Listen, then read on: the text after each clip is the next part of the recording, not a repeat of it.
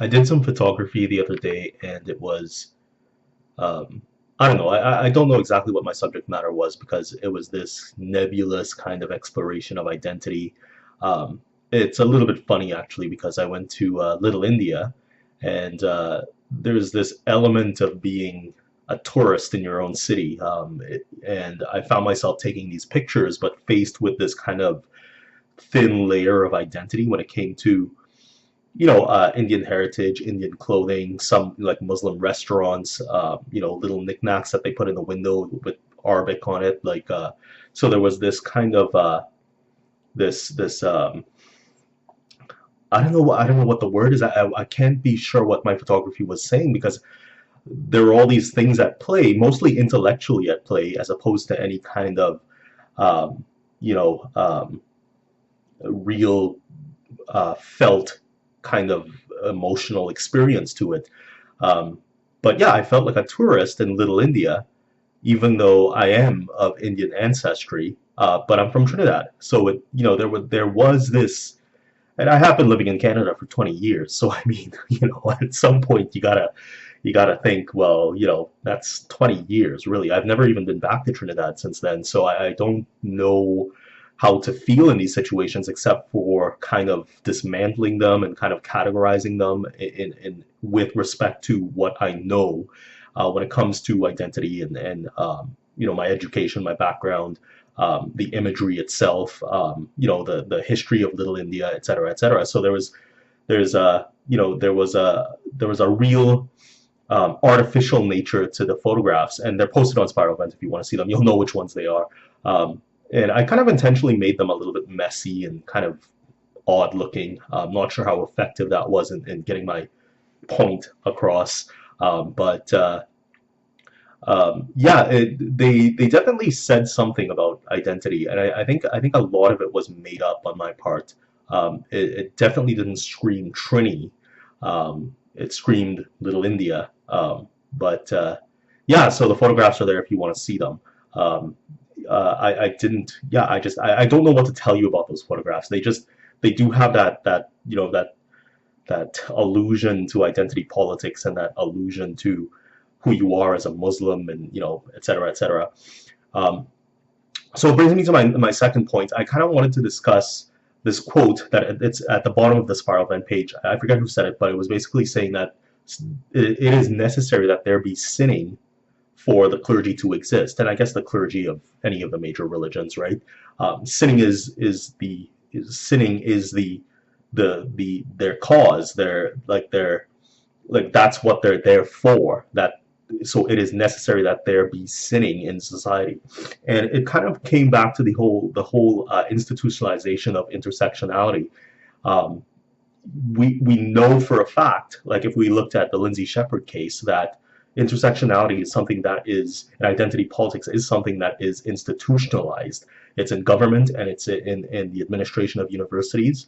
Um, just to be clear, with the Lindsay Shepherd case, there were no complaints over the Steve Bacon clip that she showed in her class talking about transgendered pronouns or whatever, because yeah, there were no complaints, but there was an institutionalized and even an officer that was appointed to deal with cases of quote unquote discrimination when it comes to transgender identity. So we know for a fact there's a monetary value to intersectionality. There's appointees that look at these things in a very officiated sense.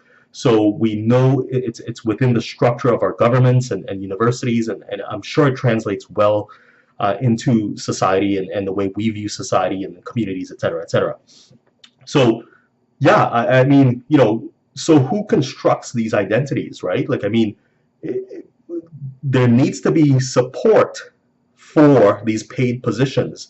I forget the name of the officer that dealt with Lindsay Shepherd in terms of diversity and the policy of the university to deal with things like that, discrimination, et cetera, et cetera. Um, but it is of the utmost importance that that money keep flowing. This is not just a field of research. This is actually embedded in the structure of our institutions, and we that money needs to be flowing. So without discrimination, and I'm not saying that discrimination doesn't exist, but without intersectionality, and the discrimination that inherently comes with intersectionality. Um, there, and let's not get into the definition of intersectionality because I'm sure there's a lot there. But I mean, in a very practical sense, when you're talking about discrimination, it is intersectionality needs discrimination, whether it exists or not, to support its paid positions. Um, and I think that's very important to keep in mind. So it's also very important to wonder who creates these identities that are discriminated against, right? Um, you kind of have to wonder. I mean, I don't know. Anyway, that's a little trail off. I mean, for you to think about, for you to consider. I have to think more about it, but wanted to make this video just to get that point out there. So the other thing I wanted to talk about too was basically um,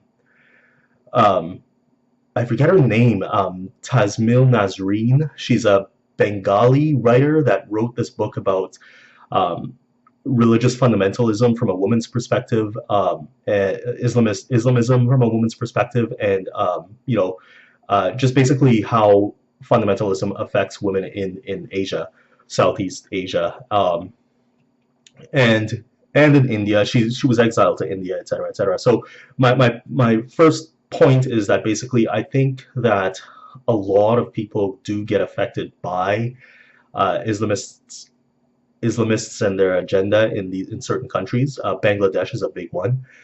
But and maybe this is something you already thought about and you already know, but I mean, I think that I think it's very important that we consider that these aren't just instantiations. Whenever a secular or atheist blogger's murdered or hacked to death or whatever, I mean, it's gruesome. But I think it's important that we see these things as not just these singular instantiations of violence.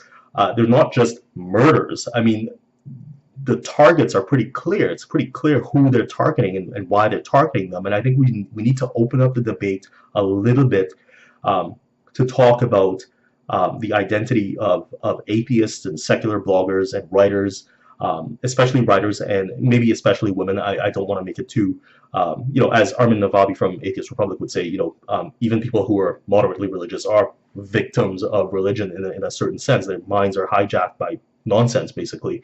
But anyway, I think it's important to understand the wider context of these violent acts. There's usually fatwas leveled against writers, and writers pay disproportionately for this stuff too, because ideas are pretty powerful things, and ideas can be dangerous. But I mean, writing isn't. Ideas aren't violent. I understand there's hate crime law, etc., but that's a different story in a certain way. But yeah, I mean, ideas should be free to permeate society, and counter ideas should be free to permeate society, as long as nobody's being hurt, or these ideas should be allowed to flourish. And certain ideas, there was a Darwinian ecosystem around ideas, and the best ones will win out if given freedom of speech, freedom of expression, etc. That's so embedded in our constitution, etc., etc. And for religion to be so on the offense when it comes to ideas is really damaging and unhealthy. So that's my second point. I don't really have much else to say. I think I covered everything I wanted to cover. I'm reeling on the Tim Hortons coffee right now. Kind of. I limited myself this morning. I had one cup. So yeah, and yeah, that's about it. Bye.